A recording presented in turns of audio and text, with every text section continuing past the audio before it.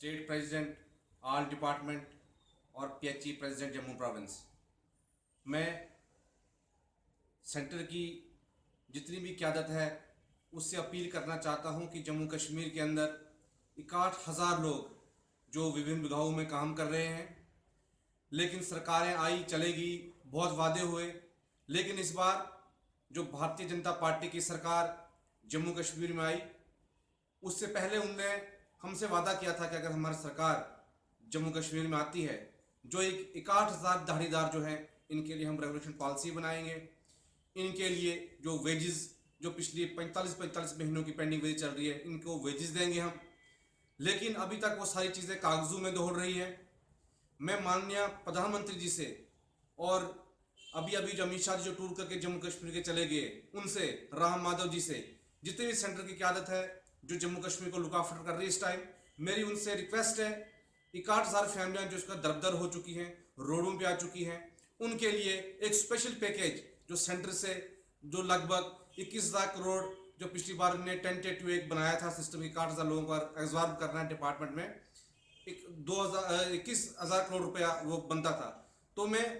PM से ये appeal करता हूँ और उनकी जितनी भी केंद्र का नेतृत्व है कि वो जम्मू कश्मीर के ये 61,000 लोग वही लोग हैं जिन्होंने जम्मू कश्मीर में, खास करके जम्मू प्रोविंस में भाजपा को जो 27 सीटें दी हैं, तो खास महत्व है इन वर्कर्स का, क्योंकि पिछली सरकारें जो थी ये तंग आ चुके थे उन लोगों से, उन्हें धोखे दिए थे उनको, और भाजपा इस यकीन से साथ जम्मू प्रोविंस में आई थी कि हम इन लोगों को जम्मू के साथ जो भेदभाव होता आ रहा है उस भेदभाव को खत्म करेंगे। आप दूसरी साइड आप कश्मीर प्रांत में देख सकते हो कि आज जो अनरेस्ट का मामला चल रहा है, वहां पत्थरबाजों को नौकरी देने की बात हो रही है, उनको रोजगार देने की बात हो रही है। एक जम्मू का जो दूसरा प्रांत है, यहाँ में हम भारत माता की जय कहने वाले, एक संविधान के अंदर अपनी एजुकेशन को चलाने वाले, कभी हमारे ऊपर सेक्शन 144 लगाया जाता है, कभी हम पे लाठीचार्ज होता है, हम पीसफुल तरीके से आंदोलन करने के बाद भी हमारी आवाज को राज्य सरकार की तरफ से दबाया जाता है, लेकिन ये आवाज दबेगी नहीं। मैं खास करके जो केंद्र का जो नेतृत्व है उनसे ये रिक्वेस्ट करता हूँ, हम 2 बार दिल्ली में भी जा चुके हैं, वाइस प्रेसिडेंट श्याम राजू से भी हमारी दिल्ली में मीटिंग हुई है, केंद्र के कुछ मंत्रियों से भी हमारे सीनियर मंत्रियों से बात हुई है, लेकिन अभी तक उसके ऊपर जम्मू कश्मीर सरकार ने खाली कभी बायोमेट्रिक के नाम पे घुमाया जाता है, कभी वेरिफिकेशन के नाम पे घुमाया जाता है। अभी अभी जो बजट यहाँ पे पेश हुआ, असेंबली का पीछे द्राबुसा ने बजट पेश किया, उसमें खासकर लोगों के लिए एब्जॉर्ब करने की बात तो उन्होंने की, लेकिन वो कहीं ग्राउंड पे कोई भी वो चीज इंप्लीमेंट नहीं हुई, अभी तक वही पुराने वादे चल रहे हैं। तो ये देखते हुए अब 15 मई को, आने वाली 15 मई को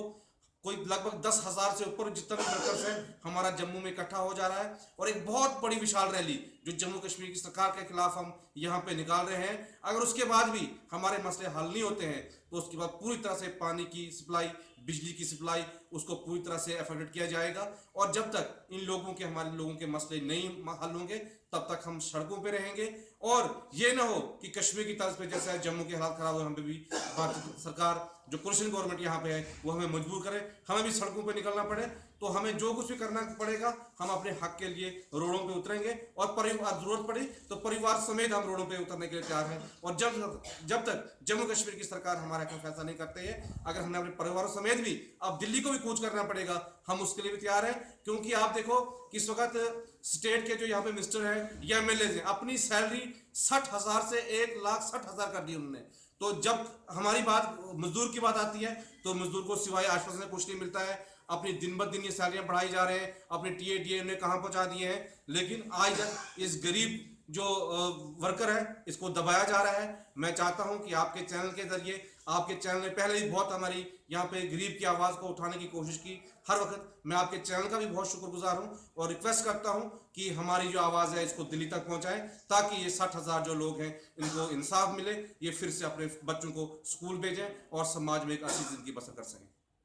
टाइम आप देखिए कि जो हमारे वर्कर जो डिपार्टमेंट में काम कर रहे हैं या विभाग का काम चला रहे हैं, इतनी बुरी कंडीशन हो चुकी है कि जिन्होंने आधी जिंदगी अपनी जो डिपार्टमेंट को दे चुकी है, अभी तक कुछ साथी जिन्होंने सुसाइड भी कर लिया है, क्योंकि घर के इतने हालात खराब हो चुके हैं कि अपने बच्चों को स्कूल में एडमिशन नहीं करा पा रहे हैं। घर में अगर माँ बाप हमारे बीमार, उनके लिए हमारे पास पैसा नहीं उनको इलाज कराने के लिए, तो इस बार इतनी बुरी कंडीशन हो चुकी है, कुछ लोगों ने सुसाइड कर दिया। और पिछले बार आपने 3 महीने की पहली बात है, श्रीनगर के अंदर देखा होगा कि बड़शाह चौक पे एक कैजुअल लेबर जो बिजली की तार ठीक करते करते उसकी वहां पे मौत हुई और 2 घंटे उसकी लाश वहां पे लटकी रही, तो प्रशासन की तरफ से कोई भी बंदा उसकी लाश को उतारने के लिए वहां पे नहीं आया। तो ये किस किस्म के हालात यहाँ जम्मू कश्मीर के कैजुअल लेबर डिलीजर्स के हुए हैं। इससे मैं अपील करता हूं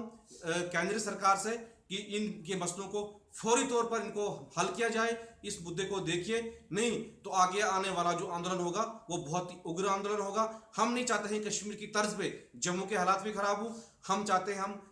हम सरकार के साथ हैं, लेकिन अगर हमें सरकार मजबूर करेगी इस चीज के ऊपर तो हमें इस आंदोलन को जहां तक लेना पड़ेगा वहां तक लेने के लिए तैयार है।